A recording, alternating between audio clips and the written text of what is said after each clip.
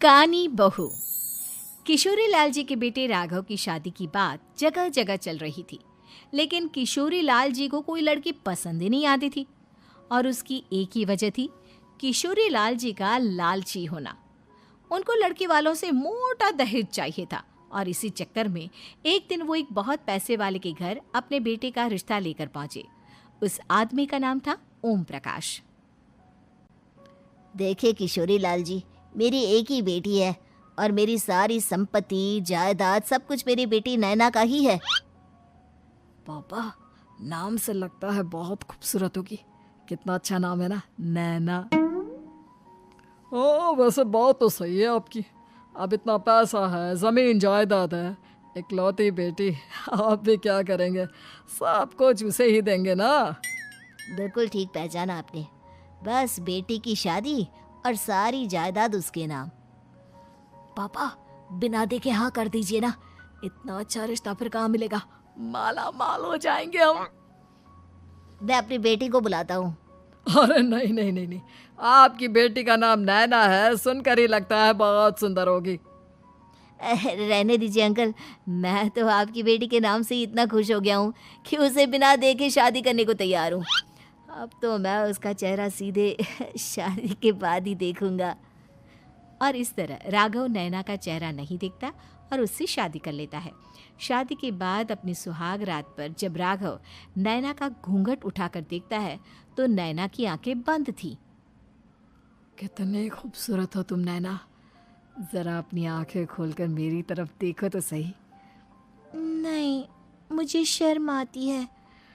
अरे, मैंने तुम्हें शादी से पहले भी नहीं देखा, और अब अगर तुम आंखें खोलकर मुझे देखोगी भी नहीं तो मुझे अच्छा कैसे लगेगा? इससे पहले कि नैना अपनी आंखें खोलकर राघव की तरफ देखती, अचानक से लाइट चली गई और राघव नैना को पूरी तरह से देख भी नहीं पाया। अगली सुबह नैना राघव के लिए नाश्ता बनाकर लेकर आई। अरे ये क्या, आधा पराठा सीका हुआ है और आधा बिल्कुल कच्चा। ये तुमने क्या किया नैना? बहू, तुमने क्या आधा पराठा तवे से नीचे लटका कर रखा था, जो आधा सिका है और आधा कच्चा? मुझे जितना दिखेगा उतना ही तो सीखूंगी ना पापा जी। जहाँ जहाँ मुझे नजर आ रहा था वहाँ मैंने सीख लिया, और जहाँ जहाँ नहीं दिखा वहाँ कच्चा रह गया होगा। इसका क्या मतलब है? ये कैसा मजाक कर रही है तुम?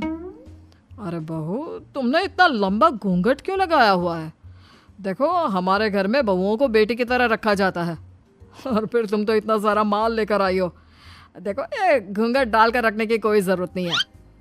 हाँ नैना, पापा जी ठीक कह रहे हैं, तुम तो आराम से रहो, अपना ही घर समझो। नैना अचानक से अपना घूंघट उठा लेती है। अरे ये क्या पापा, नैना की तो एक आंख फूटी हुई है। नाम से नैना, लेकिन ये तो कानी बहू निकली। मेरे साथ धोखा हुआ है, धोखा। बिना दिखाए अपनी कानी लड़की मेरे संग ब्याह दी। मुझे कानी बीवी नहीं चाहिए। मुझे अभी ओम प्रकाश जी से बात करनी पड़ेगी। आखिर उन्होंने मेरे साथ ऐसा किया क्यों? अरे, आप लोगों ने ही तो पापा से कहा था कि आप लोग शादी से पहले मुझे देखना नहीं चाहते। अब मेरे पापा पर क्यों इल्जाम लगा रहे हैं? अरे लेकिन उन्हें बताना तो चाहिए था ना कि तुम कानी हो, एक आंख से तुम्हें दिखाई नहीं देता। किशोरी लाल और राघव नाराज होकर ओम प्रकाश को अपने घर बुलाते हैं। पापा जी, ये आपने क्या किया? शादी से पहले बताया क्यों नहीं कि नैना की आंखों में परेशानी है? अरे, आप ही ने तो लड़की देखने से मना कर दिया था। अरे लेकिन आप बता तो सकते थे। आपको तो हमारी बेटी की प्रॉपर्टी चाहिए थी, वो भी पूरी की पूरी। अब क्या हुआ अगर उसे आधा दिखाई देता है? प्रॉपर्टी तो आपको पूरी मिल गई ना। अरे ये क्या बात हुई? मेरी शादी प्रॉपर्टी से नहीं, आपकी बेटी से हुई है। अब ये तो पहले सोचना चाहिए था, तब तो मेरी प्रॉपर्टी देखकर तुम्हारी जुबान लप लपा रही थी। लेकिन मैं कानी लड़की को अपनी बीवी बनाकर नहीं रख सकता। पापा, कुछ करिए ना आप। हाँ, करता हूँ। देखिए ओम प्रकाश जी, आप हमारे साथ ऐसा नहीं कर सकते। और तुम देखो, अगर तुमने मेरी बेटी से शादी तोड़ी ना, तो जो भी प्रॉपर्टी मैंने तुम्हें दी है वो तो पूरी की पूरी वापस ले ही लूँगा, और आधी प्रॉपर्टी तुम्हारी भी लूँगा। अरे मेरी आधी प्रॉपर्टी भला क्यों लेंगे आप? इसलिए क्योंकि मेरी बेटी को आधा नजर आता है और उसकी नज़र अभी तक तुम्हारी आधी जायदाद पर ही पड़ी है। अब तुम उसे घर से निकालोगे तो कुछ तो लेकर जाएगी ना। और अगर हम आपकी बेटी को अपने घर की बहू बना कर रखे तो? तो तुम्हारी पूरी प्रॉपर्टी तुम्हारी ही रहेगी, और जो मैंने तुम्हें दिया है ना, उसमें से बस मैं आधा लेकर जाऊंगा। अरे लेकिन अब आप अपनी दी हुई प्रॉपर्टी में से आधी वापस क्यों लेकर जाएंगे? अगर मैं आपकी बेटी को अपनी पत्नी बनाकर रखने को तैयार हूं तो? इसलिए ताकि भविष्य में अगर तुम मेरी बेटी को धोखा दो तो उसके पास कुछ तो रहे जो पति का हो। वैसे मेरे पास तो बहुत कुछ है, लेकिन अपने पति की कोई निशानी तो उसके पास होनी चाहिए ना। अब अगर तुमने मेरी बेटी को कानी कहा तो तुम्हें प्रॉपर्टी भी कानी ही मिलेगी, पूरी नहीं। जमाए राजा। किशोरी लाल और राघव समझ चुके थे कि वो बुरी तरह फंस चुके हैं और अब उनके पास वहां से निकलने का कोई चारा नहीं है। अब समझ में आया ना, लालच बुरी बला होती है। एक तो तुम्हें प्रॉपर्टी मिली, ऊपर से बीवी मिली, उसमें तुम्हें नखरे भी दिखाने हैं।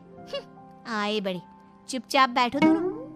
कुछ दिनों के बाद नैना राघव की कार लेकर बाजार घूमने निकलती है और जब कार लेकर वापस आती है, ये क्या? एक तरफ से मेरी गाड़ी पूरी खराब हो चुकी है। लगता है तुमने मेरी गाड़ी को किसी दूसरी गाड़ी के साथ एक्सीडेंट किया है। अरे अरे कितना बड़ा नुकसान कर दिया तुमने बहू। वो क्या है ना पापा जी, मुझे एक आंख से दिखाई नहीं दे रहा था, सामने से गाड़ी आ रही थी। मुझे तो सिर्फ आधा ही दिखाई दिया और वो गाड़ी मेरी कार से रगड़ते हुए निकल गई। अब मैं क्या करूं बताओ? आप इसे ठीक कराने के पैसे कौन देगा? तुम्हारे पापा।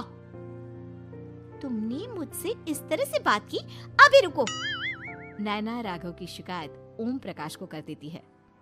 देखो राघव, अब जो मेरी आधी प्रॉपर्टी तुम्हारे पास थी ना, उसमें से आधी और मैं लेकर जाऊंगा, क्योंकि तुमने मेरी बेटी को डांटा। अरे नहीं नहीं पापा जी, गलती हो गई, माफ कर दो। गलती की तो कोई गुंजाइश ही नहीं। अगली बार मेरी बेटी को डांटा तो बची हुई आधी में से आधी और ले जाऊंगा। लालच के चक्कर में हम दोनों ने बहुत बड़ी गलती कर दी बेटा। एक तो तुम्हें कानी बहू मिली और ऊपर से जो माल मिला वो भी काना। इस तरह राघव की हर एक गलती पर ओम प्रकाश उसकी प्रॉपर्टी का आधा आधा हिस्सा लेकर अपना सारा माल वापस ले गया और राघव को कानी बीवी से काम चलाना पड़ा। भाई लालच वाकई में बुरी बला है।